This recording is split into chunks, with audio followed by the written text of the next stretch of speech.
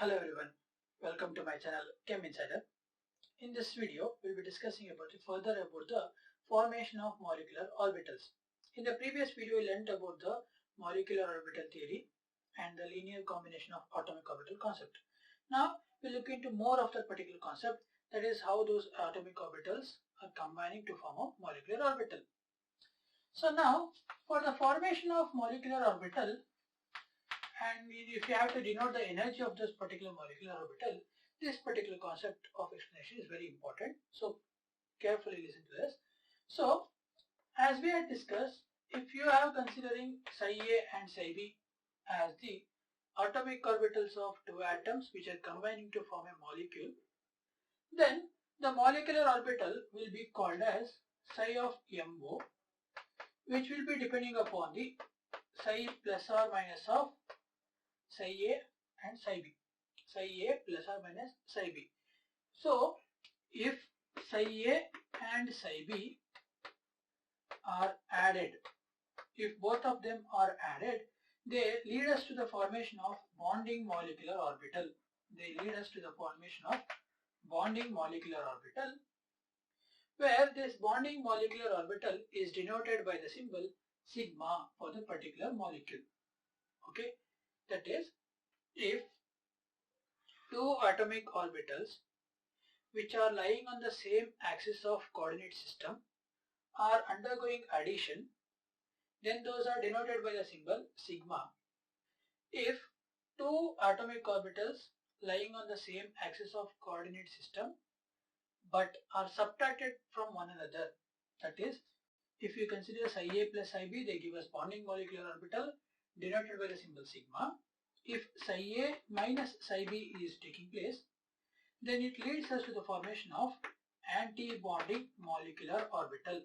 They lead us to the formation of anti-bonding molecular orbital.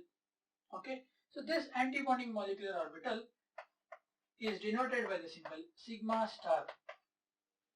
If two atomic orbitals of lying of the same axis is overlapping with one another, combining in the formation of psi A minus psi B, then those are called anti-bonding molecular orbital and denoted by the symbol sigma star. Okay, so this addition of bonding molecular orbital, addition of atomic orbitals for bonding, and subtraction of this is called as constructive and destructive interference of energy waves. Since we say this atomic orbital is nothing but the wave function of the electron density's probability, therefore what we do is we call them as constructive interference,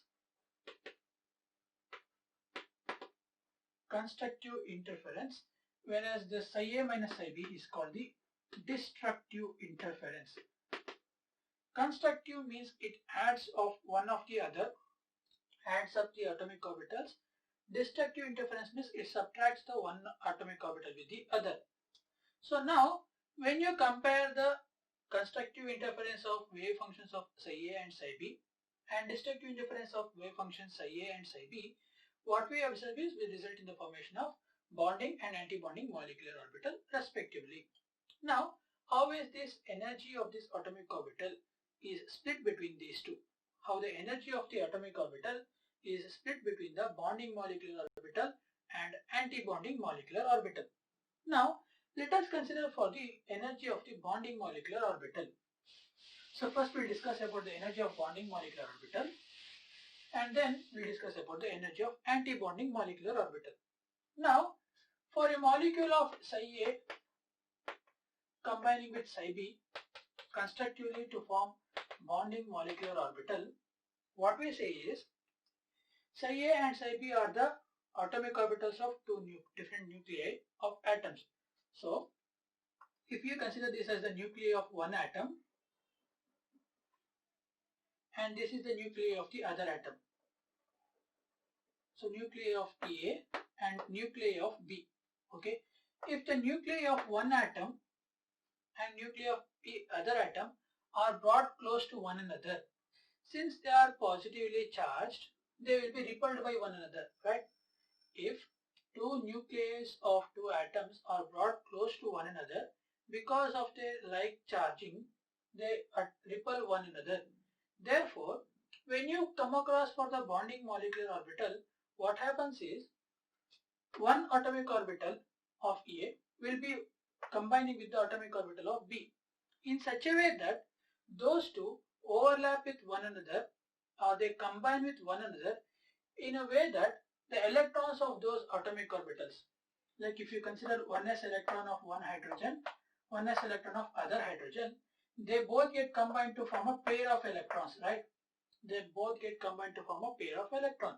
Therefore, if you consider this as the nucleus of one electron, one atom, and this as the nucleus of the other atom, the electrons will be present in this particular position. Okay, so these two electrons in the molecule will be present in the pair. Therefore, those electrons will be lying at the center of the two nuclei. So if you construct a bond between these two atoms of nuclei, electrons will be present at the center, right? Electrons will be present at the center of the two nuclei.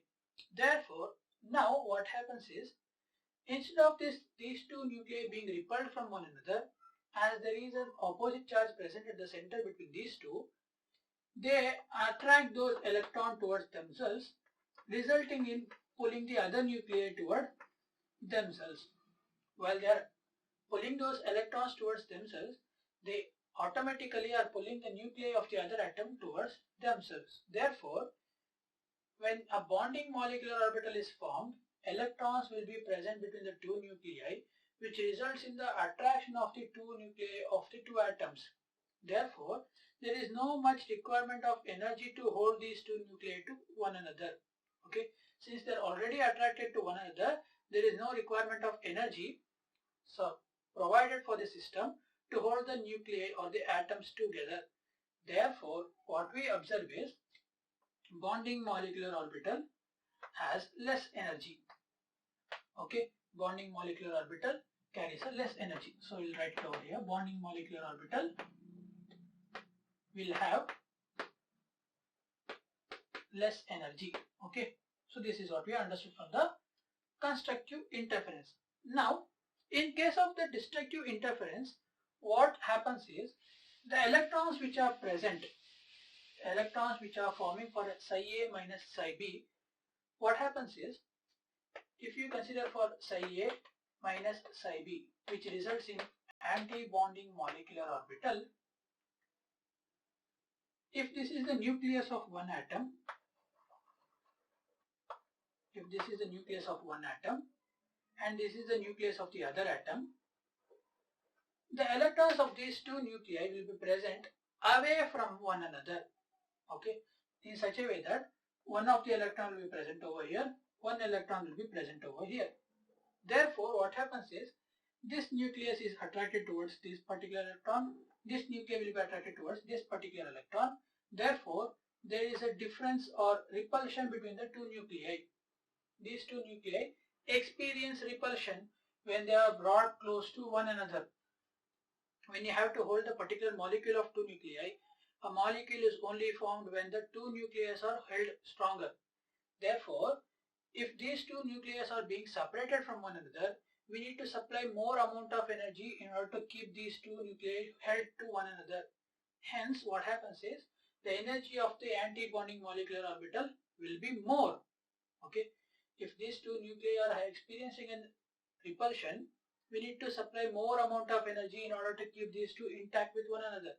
Hence, anti-bonding molecular orbital will have more energy when compared to the bonding molecular orbital. So now we are clear with these 2 points. BMO will be having less energy, ABMO will have more energy. Okay. Now what we have to again consider is, the energy of BMO when compared to ABMO is less. That's okay, we have explained that. But further what we observe is, energy of BMO is less than that of the atomic orbitals.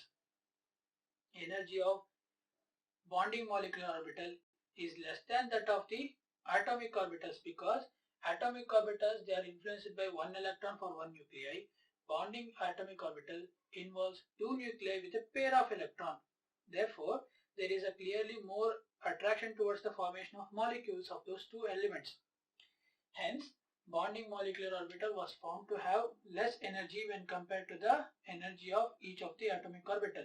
Similarly, anti-bonding molecular orbital was found to have more energy when compared to the energy of the atomic orbital, in such a way that if you draw the energy level diagram for this particular bonding and anti-bonding molecular orbital, what we observe is, if you consider this as the energy of one atom and this is the energy of another atomic orbital, bonding molecular orbital, if this is the median of the energy, bonding orbital will be present below the molecular level and anti-bonding will be present above the atomic orbital energy level. So if you add these two and take the average, then the energy of these molecular orbital will be same as that of the energy of the atomic orbitals. So this is sigma of bonding molecular orbital, this is sigma star. Now if 1s orbital is combining to form sigma and sigma star, then those are denoted by the symbol sigma 1s, sigma star 1s. If 2s atomic orbitals are combining, then these are denoted by 2s sigma and 2s sigma star respectively. Okay, so this is about the formation of bonding and anti-bonding molecular orbital and explaining how those two have different energies when compared to the atomic orbitals. Now let us discuss about the conditions which an atomic orbital has to follow in order to form a molecular orbital. That is, the conditions required in order to form a molecular orbital. There are three particular conditions for an atomic orbital to form a molecular orbital. The first condition says that atomic orbitals, in order to get combined to form a molecular orbital, should have equal or almost equal energy. Atomic orbitals should always have equal or almost equal energy. Atomic orbitals should have equal or almost equal energy to get combined to form a molecular orbital. Therefore, what we observe is 1s orbital of one atom can combine with the 1s orbital of other atom. Those two atoms may be same or may be of different. What happens is, if those two are of the same element, then they have equal energy. We know that. If you consider 1s atom of hydrogen, 1s atom of another hydrogen, they both will have same energy. If you consider 1s atom of hydrogen, 1s atom of oxygen, they will be having almost same energy, but not exact same energy. Okay. So if atomic orbitals are said to be combined, then it is clear that it should be having same or almost same energy. So 1s can only combine with 1s orbital, 2s can only combine with 2s orbital, 2p can only combine with 2p orbital. Further, 1s cannot combine with 2s. 2s cannot combine with 2p. Okay. So now the second point is, if you consider for the atomic orbitals which have same energy, but further they have to follow one more condition, that is, it should be symmetric in their axis. Okay. So atomic orbitals which have same energy should be symmetric in axis. That is, if you consider for 2p orbitals, if you consider for the p orbitals, they are in three different dimensions, right? They are 2px, 2py, 2pz, or you can generally say px, py, pz. All these three atomic orbitals are different in different directions, right? Px is different, py is different, pz is different. Therefore, if you consider atomic orbitals of same energy but different dimensions or different symmetry property, what happens is, only those atomic orbitals which are of the same energy and same symmetry can combine to form molecular orbital. That is, only px can combine with px, only py can combine with py, and pz can combine with pz. Okay. You cannot observe the combination of px with py or py with pz or pz with px. if you come across atomic orbitals which have same energy but different symmetry, what we say is those atomic orbitals which have same energy and same symmetry are supposed to be getting combined to form molecular orbitals. That is the second point, which says that atomic orbitals of same energy and same symmetry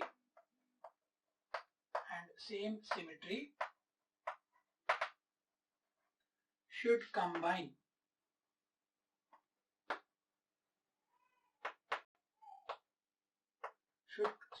to form molecular orbitals. Atomic orbitals of same energy and same symmetry should combine to form molecular orbitals. Okay, and the third point is greater the extent of combination or overlapping, greater will be the stability of the molecular orbital. The third condition is atomic orbitals should overlap to a greater extent. Atomic orbitals should overlap to a greater extent, that is, more is the extent of overlapping or combination, greater will be the stability of the molecular orbital. Okay, so this is about the three conditions which an atomic orbital has to follow in order to form a molecular orbital. Okay, next we'll discuss about types of molecular orbitals.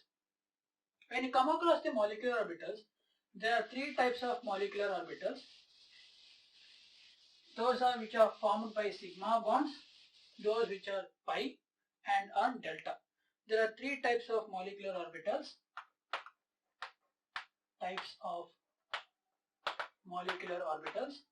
There are three types. One is sigma molecular orbital, and the other one is pi molecular orbital, and the other one is delta molecular orbital. We have three types of molecular orbital: sigma molecular orbital, pi molecular orbital, and delta molecular orbital. So, in case of naming the particular molecular orbital sigma or pi or delta, what we observe is each of the sigma will have two types, that is the bonding sigma molecular orbital, anti-bonding sigma molecular orbital. Similarly, pi will have two types, bonding pi orbital, anti-bonding pi molecular orbital, and delta will also have two types. But for your syllabus, we just have to discuss about the sigma and pi bond formation. So, what is a sigma molecular orbital and what is a pi molecular orbital? So, sigma molecular orbitals are those which are formed by combination of atomic orbitals which have same energy and same axis of symmetry. If a given molecular orbital has same axis of symmetry and same energy, then those atomic orbitals overlap or combine to form sigma bonds or sigma molecular orbitals. Like for example, 1s orbital of one atom will combine with 1s orbital of other atom. Similarly, 2s orbital get combined with 2s orbital. Both these two give away sigma bonds. Sigma molecular orbital, we know that. But if you come across the px, py, pz orbital, what we have to know over there is we can only consider one as the molecular symmetry. One of the orbital as the molecular symmetry and the other two as non-asymmetric molecules. So, if you consider for the px, py, pz, so if you consider this as x-axis, y-axis and z-axis, you can consider only one axis as the axis of molecule and the other two will be the perpendicular axis which are perpendicular to the axis of the molecule. So now if I consider pz orbital as the axis of the molecule, 2pz and 2pz get combined to form sigma orbitals. Okay, 2pz and 2pz can combine to form sigma molecular orbital, but 2px and 2py will have opposite symmetry. So according to the condition, second condition, what it says is if two atomic orbitals are to be combined, they should be having same energy and same symmetry, right? If you consider for the 2px and 2py orbital, what happens is they won't have symmetry. That is because, as we know, p orbital has a positive charge on one side and a negative lobe on the other side. Positive lobe on one side and negative lobe on the other side. If you consider this as the molecular axis, that means if you cut these two lobes, what we observe is the upper part is positive, the bottom part is negative. Therefore, it is asymmetric. So, whenever you come across p or d orbitals, you need to consider one axis of molecular orbital as a principal axis and the other will be giving us symmetric or asymmetric orbitals. Therefore, whenever you come across the atomic orbitals which are asymmetric in nature, whenever you come across atomic orbitals having same energy but asymmetric in nature, what they do is they will be leading to the formation of pi orbitals. Okay, therefore 2px gets combined with 2px along with 2py being combined with 2py. Both these two will have same energy and give pi and pi star orbital. They give pi star and pi similar these also. These two give sigma sigma star, whereas these give pi and pi star, where this 2px overlapping will be same. 2py will be giving a same molecular orbitals of pi and pi star.